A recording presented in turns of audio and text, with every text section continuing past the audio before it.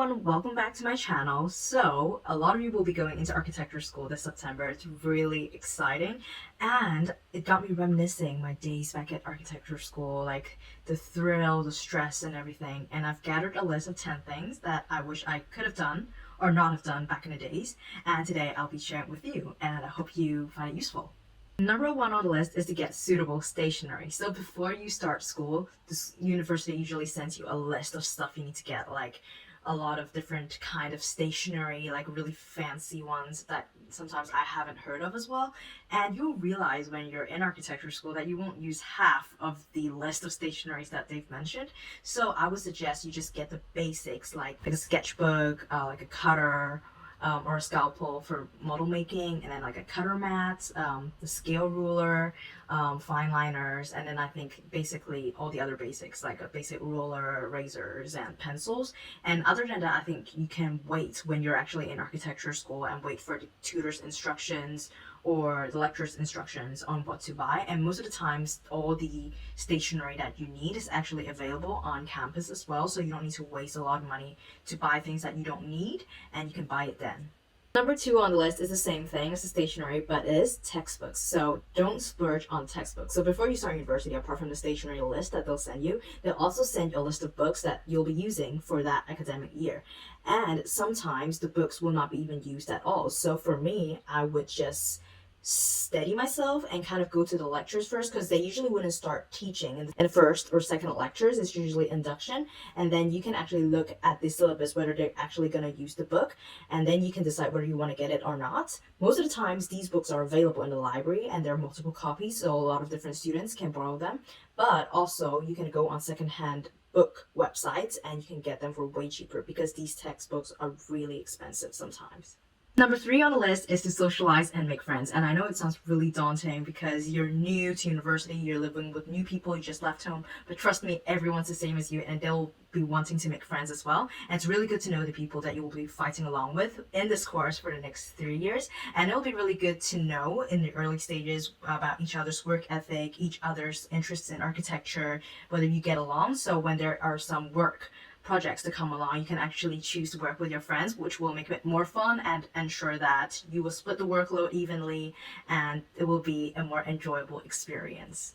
Number four on the list is to find inspiration. So this can be in the form of going to museums, going to art exhibitions, or traveling, because architecture is such a limitless thing in terms of drawing inspiration from something. You could draw inspiration from like a book, you could draw inspiration from like movies, you could draw inspiration from music. Like there's a lot of things that can actually drive your project. So the more elements and things that you're exposed to, the more likely you'll find something that you like and something that can actually fuel your project that you're actually interested in as well.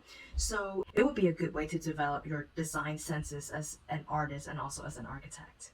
Number five on the list is to read. Now, a lot of you may think that architecture is really hands-on kind of course, very abstract, very design-driven, which is true. But then design also requires a lot of research work, a lot of inspiration that needs to be drawn, and books can actually give you that. And in terms of knowledge about technical details and things like that, books can also give you that. So don't forget that you actually need to read a lot of different things, including like magazines, books, or online resources in order to do research and draw. And I think that is actually a really good way to develop your graphic skills as well, because if you read the design magazines or if you read architectural magazines, you can learn from the way they lay out, and that could be useful when you're doing your portfolio. Number six is really hard to do, but you have to do it, and that's scheduling your time, especially when you're in your first year. You're new to university and you want to experience everything, and I wanted to experience everything. But then you also want to perform well at school, and that requires a lot of time, especially in architecture school, because you need to do like research, sketch models, drawing, GA plans, and everything else. So you have to really schedule your time really well in order to maximize what you can achieve in your university, especially in your first year. I think that's the best time to explore things outside of architecture as well. So you can go to like clubs, you can go to like different events the university offers and get that uni experience. Now, going into uni is not just about academia, it is about that experience as well. So make sure you schedule your time good enough so you can have the best of both worlds.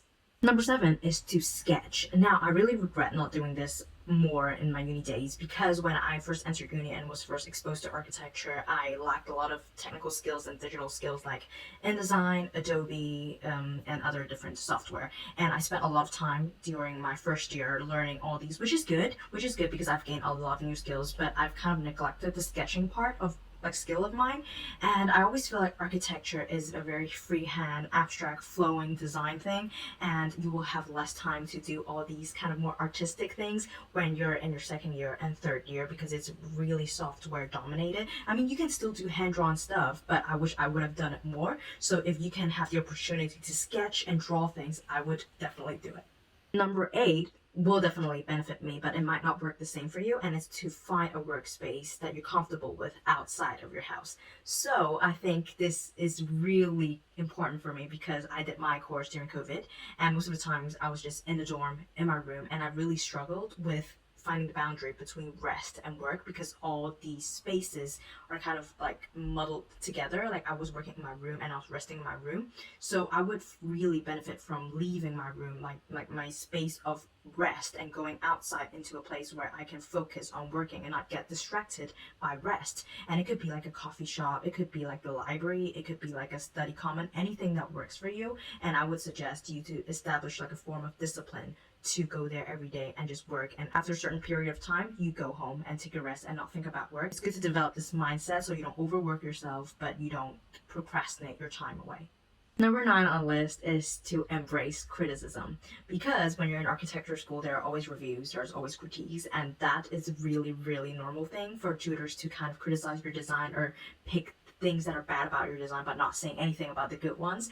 But it is actually a good way for you to learn and grow if you do so positively and not take it to your heart. A lot of the times when people first get into architecture school, they think the tutors are attacking them instead of the design, which is very wrong, because the tutors are doing their jobs to educate you, to point out what you've done wrong, and your job is to keep an open mind, embrace these criticisms, and try to do better next time, and that's how you learn and grow. Number 10 on the list is the hardest one of all that I find, and that's taking care of yourself. Because when you're new in uni and everything's so new to you, you're finally studying something that you're so passionate about, and then you can go to clubs, and you're leaving home for the first time, you're living alone for the first time, you're meeting new friends, and you just want to experience everything. But you want to get good grades, so you end up pulling like all-nighters, or you end up eating unhealthily, and that's not good in the long run. And that's why it's good to sometimes take a break, take a deep breath, and schedule some time that you're not going to do anything and just maybe lie in bed. If that works for you, that works for me.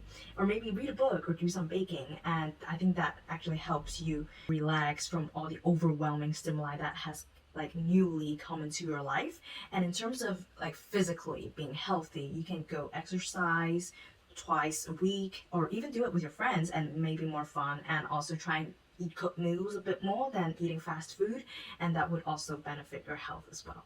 And that's it. 10 tips that I would love to give young Zoe before she entered university, so she can maximize her time a little bit more and enjoy her time there. And some tips here, you might think, oh, it's so hard to do. But yes, it is really hard to do. But it's also very important that you try to do it, because that is a really positive way of learning, and also kind of like a healthier way that you can try and maintain your life in this really new environment. So I hope this is helpful to you, and I'll see you in the next video. Don't forget to like and subscribe.